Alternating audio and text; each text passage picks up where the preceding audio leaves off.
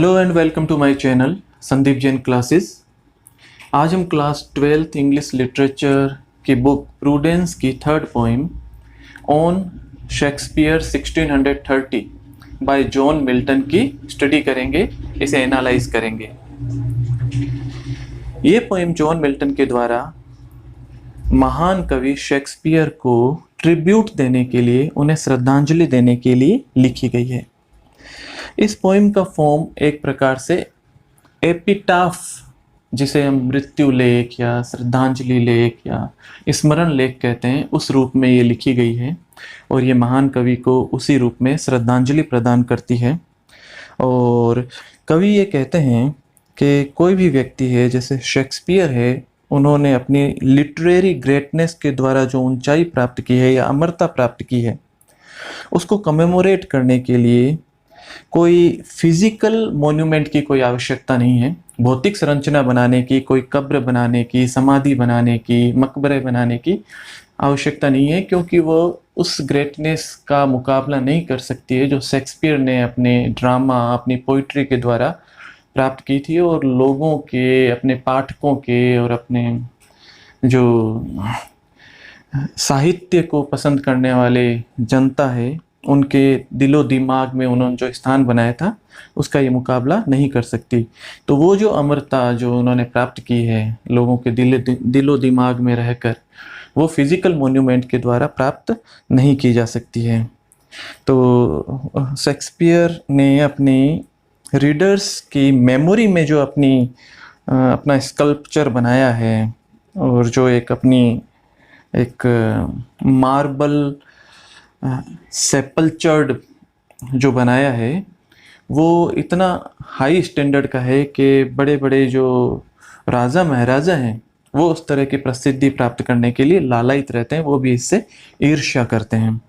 तो 16 लाइंस की ये पोइम है, हीरोइक कपलेट फॉर्म में लिखी गई है। इसमें राइम स्कीम इस तरह से चलती है अंतिम तक, ए बी बी सी सी से लेके एंड तक। और आयम्बिक पेंटामीटर फॉर्म में जॉन मिल्टन ने इस पोइम को लिखा है, ये ट्रिब्यूट देने के लिए शेक्सपियर को, क्योंकि शेक्सपियर स्वयं भी आयम्बिक पेंटामीटर में अधिकतर अपनी रचनाएं करते थे। और हम लोग एक एक पंक्ति का इसको एनालाइज करेंगे और फिर इसको हम एक्सप्लेन करेंगे। What needs my Shakespeare for his honored bones the labor of an age on piled stones, or that his hallowed relics should be hid under a starry pointing pyramid? यहाँ पे John Milton एक question put up करते हुए कहते हैं कि what needs my Shakespeare for his honored bones? honored bones का मतलब है ashes या मृतक के अवशेष। तो शेक्सपियर की मृत्यु के बाद उनके जो अवशेष हैं, ऑनर्ड बोन्स हैं, उनको क्या आवश्यकता है, किस चीज़ की आवश्यकता है, क्या आवश्यकता है, ये अगली लाइन में बताया गया। The labour of an age on piled stones, कि एक लेबर ऑफ एन एज का मतलब है कि बहुत वर्षों तक परिश्रम करते रहना, ऑन पाइल्ड स्टोन्स यानी किसी स्मारक को बनाने में। पाइल्ड स्टोन्स का मतलब यहाँ पे मोन्यूमेंट से स्मारक पे। कवि कहना चाहते हैं कि शेक्सपियर के मृत्यु के उपरांत उनके जो एशेज हैं, उनके जो अवशेष हैं, उनके लिए कोई फिजिकल मोन्यूमेंट बनाने की कहाँ आवश्यकता है। इतने वर्षों तक मेहनत करके और एक कोई स्मृति चिन्ह खड़ा करना, कोई मोन्यूमेंट खड़ा करने की कहाँ आवश्यकता है, स्मारक बनाने की कहाँ आवश्यकता है। और या इसी को आगे कैरी करते हुए, या that his hallowed relics should be hid under a starry pointing pyramid, या उनके जो पवित्र अवशेष हैं, hallowed relics का मतलब हो गया सम्मानित या पवित्र अवशेष। relics होते हैं स्मृति चिन्ह, अवशेष जो अपने जीवन काल में यूज में लेते थे। पुराने समय में ऐसा माना जाता था कि जैसे किसी की कब्र बनाई जाती थी या किसी का मकबरा बनाया जाता था, तो उसके मृतक के द्वारा काम में ली जाने वाली उसकी कुछ खास चीज़ें जो थी, जो उनके पवित्र अवशेष माने जाते थे या हेलोड रेलिक्स माने जाते थे, वो उसके साथ वहाँ पे रख दिए जाते थे। तो कवि उसी को इंगित करते हुए कहते हैं कि शेक्सपियर के पवित्र स्मृति चिन्हों को किसी स्टारी पिरामिड बनाकर वहाँ छुपाने की कहाँ आवश्यकता है। यानी शेक्सपियर की महानता उनके लिटरेरी वर्क के कारण इतनी अधिक है कि आप स्टारी पिरामिड बनाकर, यहाँ स्टारी पिरामिड से मतलब हो गया है कि बहुत ऊंचा पिरामिड बनाकर भी उसका आप मुकाबला नहीं कर सकते हैं। उसके अंदर उनके अवशेषों को छुपाने की कोई आवश्यकता नहीं है। तो वो कहते हैं कि उनके लिटरेरी वर्क की ग्रेटनेस अपने आप में इन सबसे ऊंची है। नेक्स्ट लाइन देखिए, dear son of memory, great heir of fame, what needest thou such weak witness of thy name? Dear son of memory। अब यहाँ पे कवि जो हैं वो संबोधित कर रहे हैं स्वयं शेक्सपियर को, उनको संबोधित कर रहे हैं और कहते हैं कि हे स्मृति के पुत्र, memory, dear son of memory. यहाँ पे मेमोरी में एम कैपिटल कर दिया गया है और उसका कहने का मतलब है कि हे स्मृति के प्रिय पुत्र, यानी जो लोगों की स्मृति में शेक्सपियर जो है वो छाए हुए हैं और लोग उन्हें अभी भी उनके लिटरेरी वर्क के कारण, उनके महान कार्यों के कारण उनको याद करते रहते हैं, इसीलिए dear son of memory. Great heir of fame, fame का मतलब हो गया प्रसिद्धि, प्रसिद्धि के महान उत्तराधिकारी। एयर का मतलब है उत्तराधिकारी, यहाँ एच साइलेंट है, HEIR, एयर। तो महान उत्तराधिकारी किसके? प्रसिद्धि के। यानी अपने रचनात्मक कार्यों के द्वारा, अपने ड्रामा, अपनी पोइट्री, वो इस तरह से इमोर्टल हो गई है, उन्होंने इतना शानदार ढंग से लिखा कि उनकी प्रसिद्धि पूरे जगत में फैल गई, इसीलिए वो ग्रेट एयर ऑफ फेम है। तो उनको संबोधित करते हुए कहते हैं, dear son of memory, great heir of fame, what needst thou such weak witness of thy name. कि आपको ये वीक विटनेस जो है आपके नाम के, वीक विटनेस यहाँ पे किसको कहा गया है? कमज़ोर गवाह किसको कहा गया है? इन फिजिकल स्ट्रक्चर्स को। कि आपका नाम इतना ऊंचा है, इतना इमोर्टल है कि ये कमज़ोर गवाह की कहाँ आवश्यकता है। कमज़ोर इसलिए क्योंकि ये फिजिकल चीज़ें जो हैं ये थोड़े समय बाद में नष्ट हो जाएंगी, इनका कोई अस्तित्व नहीं रहेगा और आपका फेम जो है आपके रीडर्स में, दुनिया में इमोर्टल है, वो सदियों तक इसी भांति चलते रहना है। इसीलिए वो कहते हैं कि what needst thou such weak witness of thy name. तो आपको जो है इतने कमज़ोर चिन्ह आपके नाम के सामने क्यों चाहिए, क्या आवश्यकता है? यानी बिल्कुल भी आवश्यकता नहीं है। ये भी प्रश्नवाचक रूप में है। Thou in our wonder and astonishment hast built thyself a livelong monument. कवि कहते हैं इस प्रश्न को यहाँ समाहित करते हुए इसका उत्तर देते हुए कहते हैं कि thou in our wonder and astonishment, thou का मतलब यू, तो आप जो हैं हमारे आश्चर्य और हमारे जो जिसको हम कहते हैं कि हम सबके अचंभे और आश्चर्यचकित करते हुए हम सबको आपने क्या किया है?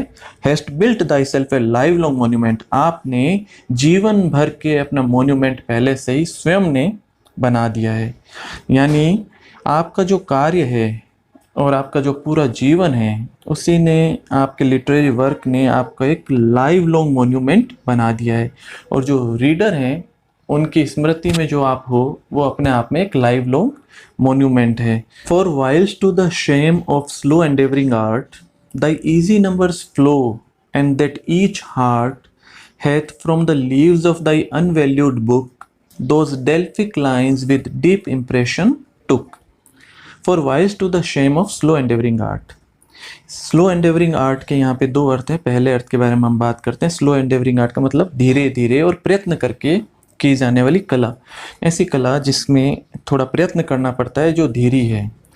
तो कवि यहाँ कहते हैं कि एक जो लिटरेरी है, पहला अर्थ हम देखते हैं कि लिटरेचर जो है, साहित्य जो है, ये एक स्लो एंडेवरिंग आर्ट थी और कवियों ने शेक्सपियर से पहले बहुत प्रयत्न किया और वो उस स्थान पर, उस मुकाम पर नहीं पहुंच पाए जहां शेक्सपियर पहुंच पाए। वो इस मामले में स्लो रह गए, उन्होंने प्रयत्न किया, पहुंच नहीं पाए। लेकिन शेक्सपियर का इस मामले में अलग अनुभव था। उन्होंने आते ही और प्रत्येक जो ह्यूमन फीलिंग्स हैं, प्रत्येक ह्यूमन नेचर है, और प्रत्येक जो उस समय जो कुछ भी अलग अलग तरह की घटना परिघटना हो सकती थी उनके ऊपर उन्होंने लिखा। उनके ड्रामाज और उनकी जो पोइट्री है उन्होंने हर एक बिंदु को छुआ।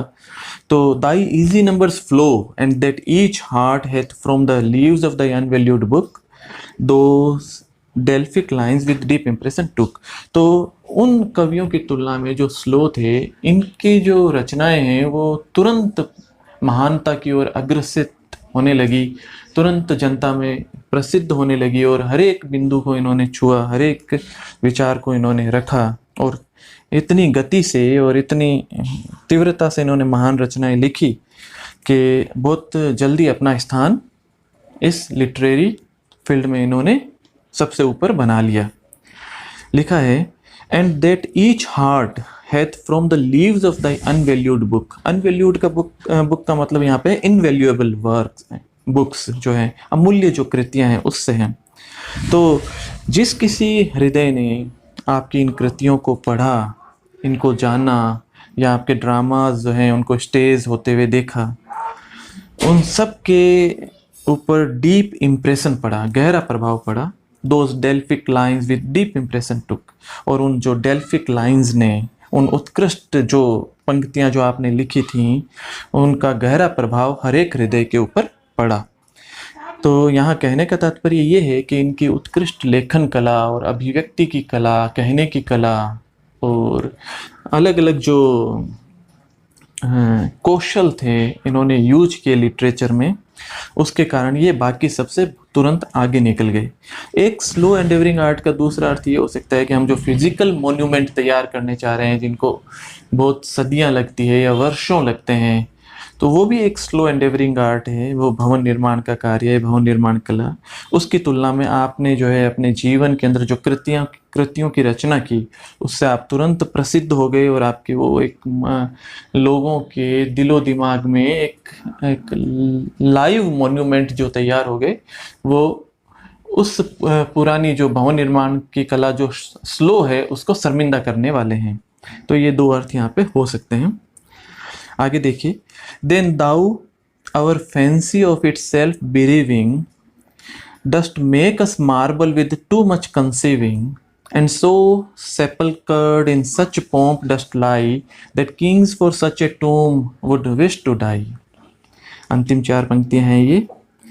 और इसके बाद में देन के मतलब इसके बाद में thou our fancy of itself bereaving। आपने bereaving का मतलब होता है, सेल्फ बिलीविंग का मतलब होता है आत्मविमोह की अवस्था होना। तो जब जो पाठक हैं, जो रीडर्स हैं और साहित्य के जो प्रशंसक हैं, वो अपनी कल्पनाओं में और आपके बारे में बार बार विचार करके, स्मृति करके, और आपकी उत्कृष्ट रचनाओं का स्वाध्याय करके, अध्ययन करके सेल्फ बिलीविंग स्टेज पे, आत्मविमोह की अवस्था में आ गए हैं। Dust make us marble with too much conceiving. और अत्यधिक आपके बारे में कल्पना करने के कारण, कंसीव करना यानी विचार करना, परिकल्पना करना, थॉट्स करने के कारण वो स्वयं जो हैं वो मार्बल के स्कल्पचर बन गए हैं। मतलब जो आपके पाठक हैं, रीडर्स हैं, वो उनकी स्मृतियों में आप जो हैं वो वहाँ पे रेलिक्स के रूप में या हेलोड रेलिक्स के रूप में वहाँ पे आपने स्थान प्राप्त कर लिया है। तो वो स्वयं पाठक जो हैं वो मार्बल बन गए, श्रेष्ठ बन गए। यहाँ पे है कि मार्बल के सेपल्कर यानी मार्बल का मकबरा बन गए, जीवंत मकबरा बन गए हैं। And so sepulchred in such pomp dost lie. और इन जीवित लोगों के हृदय में इस शान से आप मकबरे के रूप में विराजमान हैं। यानी जो जीवित व्यक्ति है, जो सदियों तक आपके जो पाठक हैं, आपके जो प्रशंसक हैं, वो बने रहेंगे। और इतना शानदार ये मकबरा जो है, इतना पोम्प का मतलब होता है शानो शौकत। तो इतने शानो शौकत के साथ में आप वहाँ पे स्थित हैं। That kings for such a tomb would wish to die, के राजा महाराजा जो हैं वो भी इतने शानदार टूम के लिए, इतने शानदार मकबरे के लिए मरने की इच्छा रखेंगे। वो भी जो है आपसे एनवी करेंगे, ईर्ष्या करेंगे, और वो भी चाहेंगे कि प्रसिद्धि रूपी जो शानदार आपका जो कब्रगाह है या मकबरा है उसके अंदर उन्हें भी स्थान मिले, इसके लिए वो भी मृत्यु की इच्छा करेंगे। तो हमने यहाँ पे देखा कि जॉन डन ने एक मृत्यु लेख या श्रद्धांजलि लेख के माध्यम से शेक्सपियर को अपनी श्रद्धांजलि व्यक्त की है, और बताया कि शेक्सपियर ने किस प्रकार से अपनी साहित्यिक रचनाओं, अपने ड्रामाज और पोइट्री के माध्यम से बहुत अपना नाम कमाया, इमोर्टल हो गए हैं और बहुत फेम उन्होंने अर्जित किया। और उन्होंने इसे जो है स्मृति का प्रिय पुत्र कहा है और प्रसिद्धि का महान उत्तराधिकारी कहा। और इनकी प्रतिभा जो है उसके लिए किसी फिजिकल मोन्यूमेंट की, किसी मानव निर्मित ढांचे की कोई आवश्यकता नहीं है। तो अगर आपको हमारा ये वीडियो पसंद आया है तो आप इसे ज़रूर लाइक करें, इसे शेयर करें, और हमारे इस चैनल को ज़्यादा से ज़्यादा सब्सक्राइब करें आप। और आपका कोई भी इस संबंध में सुझाव है तो कमेंट बॉक्स में ज़रूर सुझाव दें ताकि हम इसे और ज़्यादा बेहतर बना सकें। बहुत बहुत धन्यवाद।